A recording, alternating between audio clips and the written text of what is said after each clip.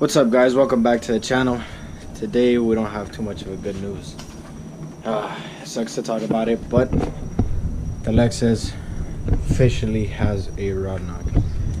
If you follow me on Instagram at bang_23, you would see the post where I basically explained what happened about the motor.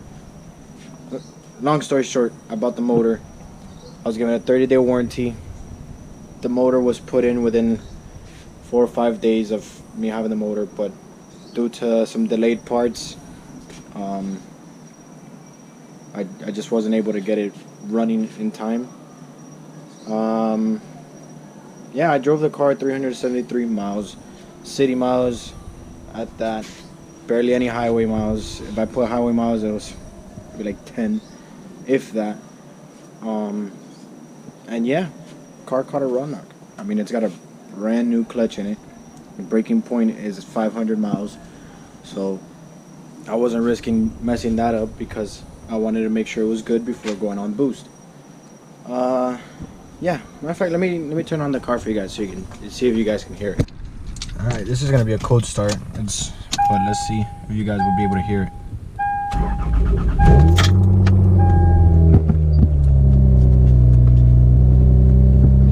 I bring it a little over here and I give it some gas.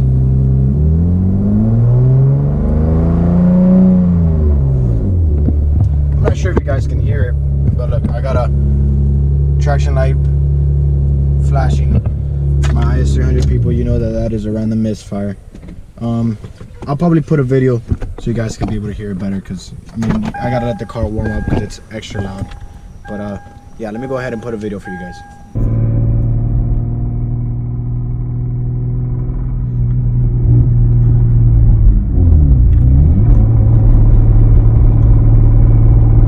As you guys heard in the video, it's knocking.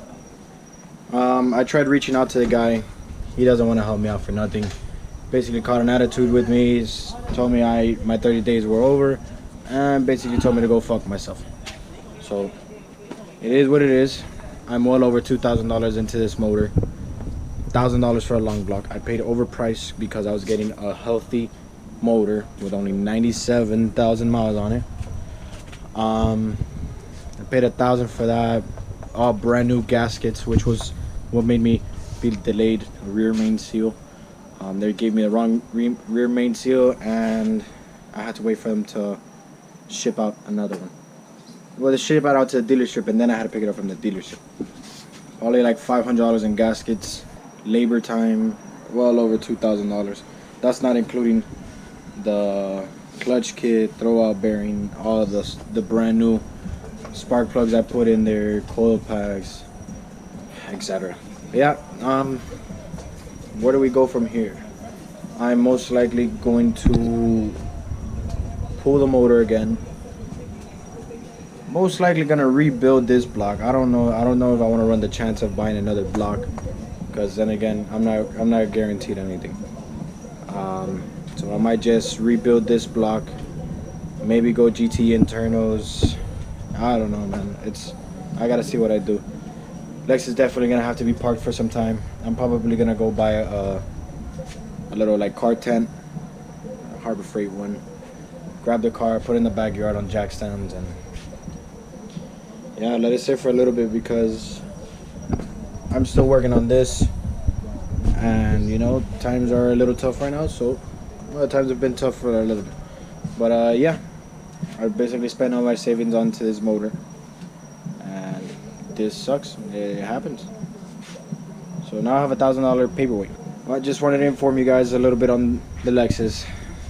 There will most likely be no content on the IS300 for a while. I'm at a loss for words. This sucks. That's gonna be it for this video. I just wanted to give you guys a little update.